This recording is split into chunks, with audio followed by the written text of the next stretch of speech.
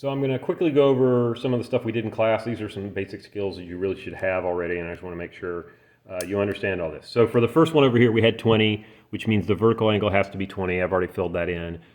This is 90, which means this has to be 90. And because these three have to add up to 180, if that's 90, these have to be 90, which means that one right there has got to be 70. So that's how, all those together around that point have to add up to 360. Over here, you can't start until you fill some of these in. I've already got RSL in there. Notice that S is the vertex, that middle letter, whereas the R and the S just helps me figure out it's this one versus this angle S over here. VTW is right here. It's 100. And VQT is 55. And then I can go back through and fill in all the others because I know straight lines have to add up to 180, so that's 80. I got a bunch of vertical angles here. Straight lines have to add up to 180, that's got to be 120, and then my triangle's got to add up to 180, so that's got to be 45. And I can figure out those as well. And then it's just a matter of filling these in. And once again, the only trick here is realizing when I've got three letters like CYK, is that 70 there? Where is that one? Oh, PYK. How big is the PYK? That's right, PYK is going to be 110. All right, obtuse angle, any one of these that's greater than 90. So like that QTS would be one. Acute angles are any that are going to be less than 90. So that QTV would be one. And then if it's right angle, it's 90. So like MYA would be one. Okay, so what's another right angle? Right, so like BYK would be another right angle. Okay, down here, this is a little tricky. Let me show you what some people did. And I thought this was clever because my directions weren't very clear. Some people just made up numbers. They said if this is 3 and 6, area's got to be 18, and then the perimeter is 3 plus 6, and 3 plus 6 are 18.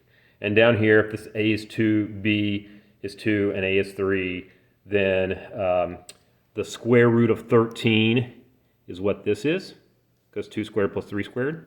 And then so perimeter is 2 plus 3 plus square root of 13, 5 plus 13. And the area is 1/2 the 2 times the 3. That's how they got that. That was not my intention, but that was very clever for the people who decided to do it that way. The intention was, these are just variables, and doesn't matter, I'm still just going to multiply those together. X times Y is the answer, and I can tell you what X and Y are later. And then X plus Y plus X plus Y. Some people wrote 2X plus 2Y. Those are both correct answers for the perimeter, but it's the, the distance all the way around. The intent down here was, if I told you C, it's A plus B plus C. But I didn't tell you that, so you can't say that. Okay? But to figure this out, well, we know this is A squared plus B squared equals C squared, so if I take the square root of that, that's the answer. So that's what I wanted, A plus B plus the square root of A squared plus B squared plus, just that. A plus B plus square root of whatever those numbers are. And then once again, the area is just A times B divided by 2 because it's a triangle, or you could say 1/2 A times B. Same thing over here. 2P times 3M is 6PM. I'm just multiplying everything together. And then the perimeter is, I got 4P and I got 6M. And once again, those are just numbers. I can tell you later. I can say, well, maybe that's a 1 and maybe that's a 2. And then I can plug those in and tell you what the actual numbers are. But the idea was you just didn't know. Down here, the only trick is you have to do what's called decompose this. And so if you do that, since this is 7 and this is 4, we know this is 3. Since this is 6 and this is 10, we know this is 4. 3, 4, 5 is our Pythagorean triple. So now I can add all those up to figure out my perimeter. And then I can figure out what the area of this rectangle and this triangle are to figure out the area. That's how you do that. Okay, I'm only going to do 2 on the back because I don't want to make this too long. But the idea here is for any one of these, I'm going to pick EF. So EF is number 2 here. I can make a little right triangle, okay? And so it's a little hard to tell because this doesn't quite go where it should.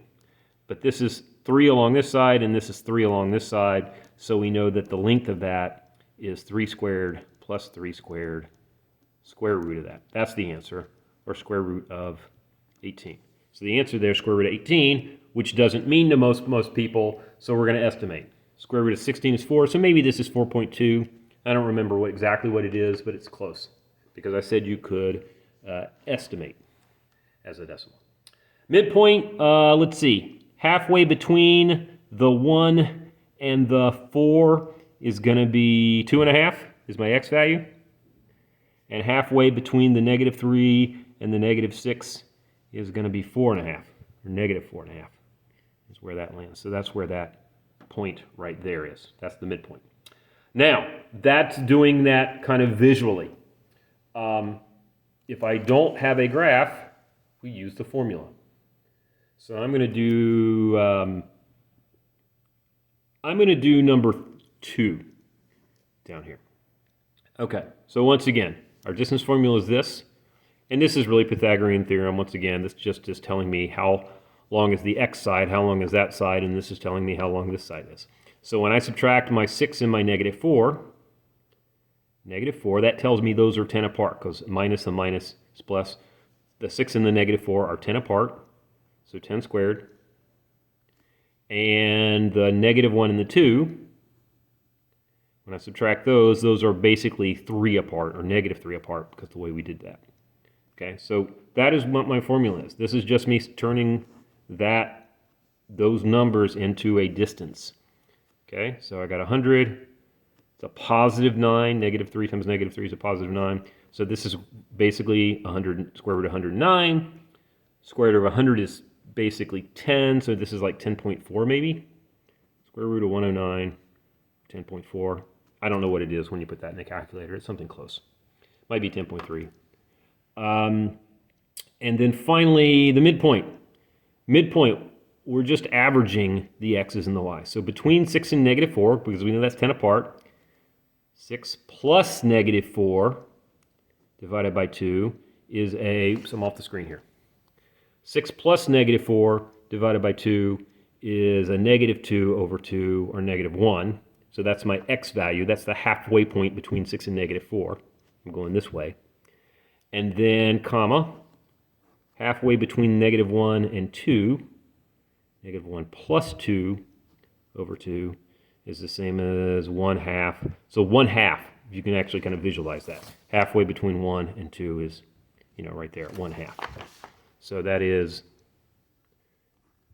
-1, comma, 1/2 is the halfway point between those 2 points. So that's how you do it without having to use the graph.